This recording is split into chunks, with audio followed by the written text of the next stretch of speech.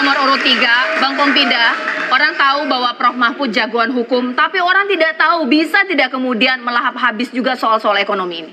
Wah, ini lupa kali nih bahwa Prof. Mahfud itu beberapa kali itu menyelesaikan persoalan-persoalan ekonomi dengan cara penegakan hukum yang benar begitu ya. Pertama, kasus yang namanya BP Migas pindah ke SKK Migas.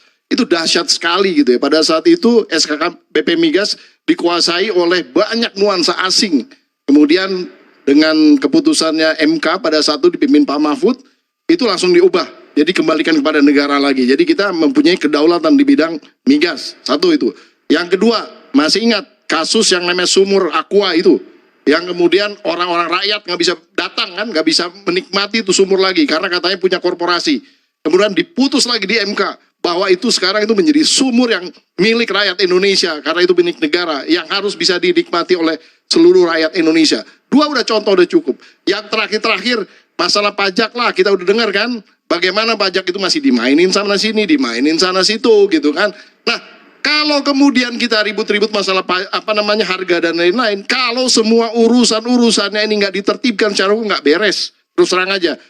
Orang-orang kalau misalnya spekulan itu nggak dihukum secara tertib begitu ya, pasti mereka akan berspekulasi terus. Pasti mereka akan stok barang sebelum barangnya kemudian naik dan dia ngambil untung gede. Nah, mau gimana pun pintarnya pemerintah, kalau hanya operasi pasar yang dimainkan, itu pasti nguntungin pihak-pihak tertentu saja. Tapi kalau dalam penegakan hukum, semua pasti kapok, semua pasti nurut. Nah, itulah kira-kira yang gak perlu saya jelaskan lagi.